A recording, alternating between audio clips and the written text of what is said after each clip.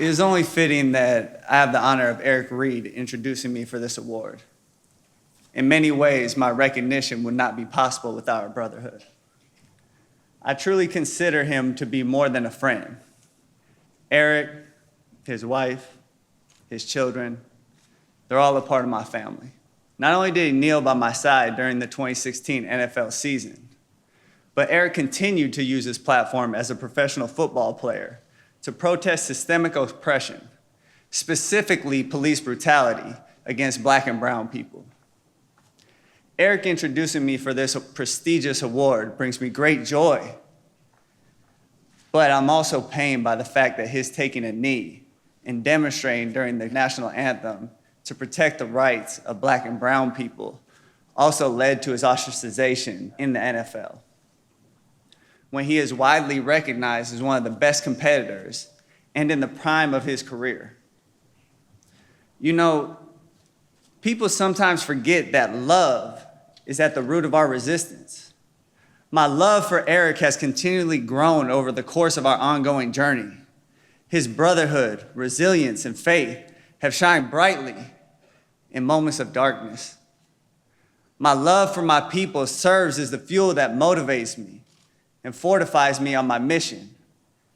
It is the people's unbroken love for themselves that motivates me even when faced with dehumanizing norms of a system that can lead to the loss of one's life over simply being Black. History has proven that there has never been a period in the history of America where anti-Blackness has not been an ever-present terror. Racialized oppression and dehumanization are woven into the very fabric of our nation, the effects of which can be seen in the lawful lynchings of Black and brown people by the police and the mass incarceration of Black and brown lives in the prison industrial complex. While America bills itself as the land of the free, the receipts show that the US has incarcerated approximately 2.2 million people, the largest prison population in the history of humankind. As police officers continue to terrorize Black and brown communities, abusing their power and then hiding behind their blue wall of silence, the laws that allow them to kill us with virtual impunity, I have realized that our love that sometimes manifests itself as Black rage is a beautiful form of defiance against a system that seeks to suppress our humanity, a system that wants us to hate ourselves. But I remind you, it is love that is at the root of our resistance.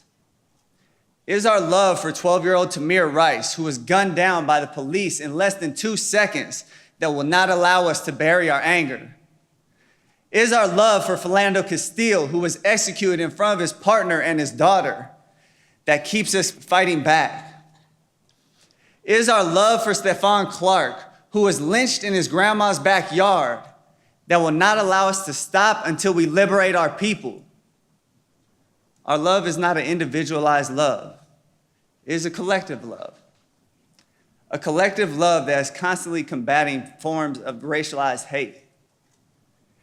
Chattel slavery, Jim Crow, new Jim Crow, massive plantations, mass incarceration, slave patrols, police patrols.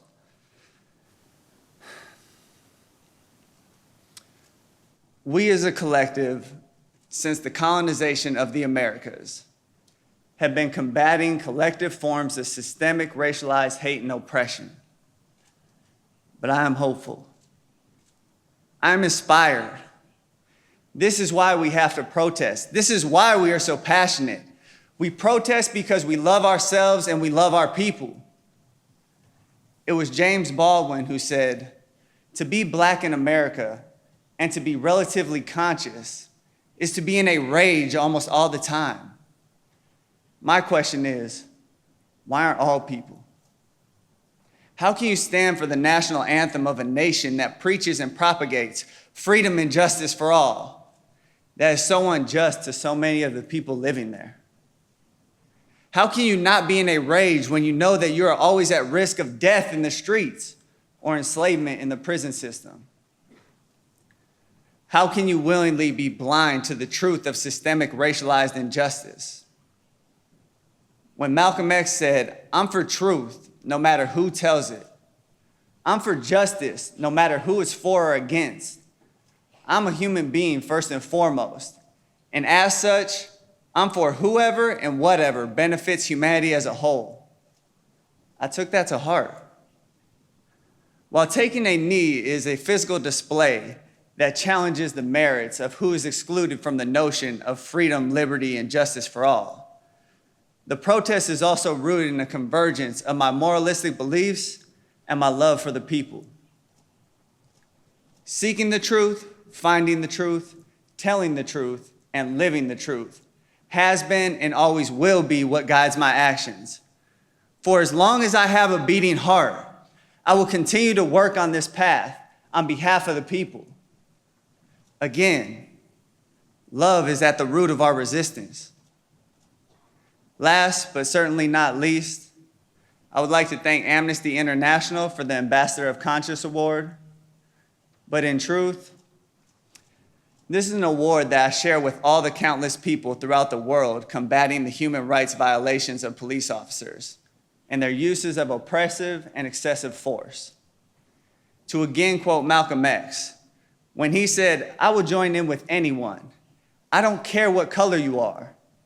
As long as you want to change this miserable condition that exists on this earth, I am here to join with you all in this battle against police violence." Thank you.